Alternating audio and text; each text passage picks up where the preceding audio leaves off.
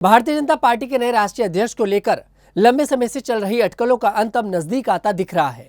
Party सूत्रों के अनुसार एक केंद्रीय मंत्री का नाम इस महत्वपूर्ण पद के लिए लगभग तय हो चुका है और यह नेता प्रधानमंत्री नरेंद्र मोदी के करीबी और भरोसेमंद सहयोगी माने जाते हैं।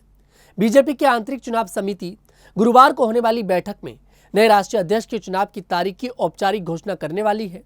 सूत्रों का कहना है कि यह फैसला प्रधानमंत्री नरेंद्र मोदी की हालिया 5 देशों की यात्रा के बाद लिया जा रहा है, जिसका पार्टी लंबे समय से इंतजार कर रही है। बीजेपी के एक वरिष्ठ पदाधिकारी ने नाम न छापने की शर्त पर बताया कि पार्टी के राष्ट्रीय चुनाव अधिकारी और ओबीसी मोर्चा के अध्यक्ष डॉक्टर के लक्ष्मण की अगुवाई में होने वाली बैठक में इस प्रक्रिया को अंतिम रूप दिया जाएगा।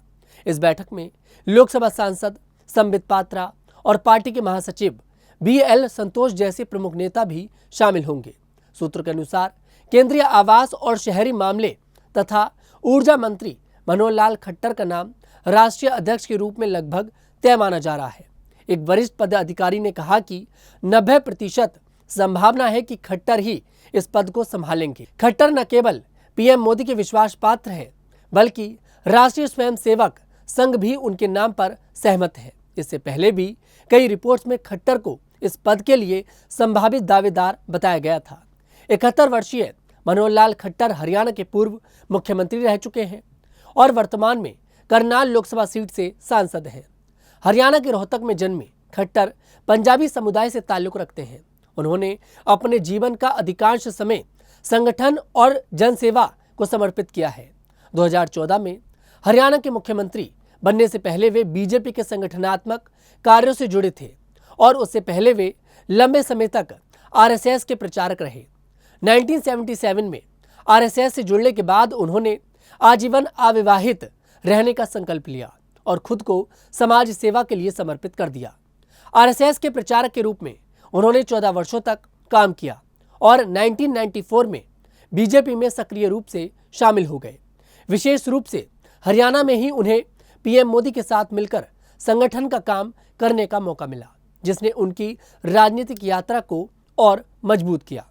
बीजेपी के मौजूदा राष्ट्रीय अध्यक्ष JP नड्डा का कार्यकाल जनवरी 2023 में ही समाप्त हो चुका था। 2019 में उन्हें तत्कालीन अध्यक्ष अमित शाह की जगह कार्यकारी अध्यक्ष बनाया गया था और बाद में पूर्णकालिक राष्ट्रीय अध्यक्ष चुना गया। 2023 में उनका कार्यकाल खत्म होने के बाद 2024 के लोकसभा चुनावों को देखते हुए पार्टी ने उनके कार्यकाल को बढ़ा दिया। इसके बाद पीएम मोदी के तीसरे कार्यकाल में नड्डा को केंद्रीय मंत्री बनाया गया।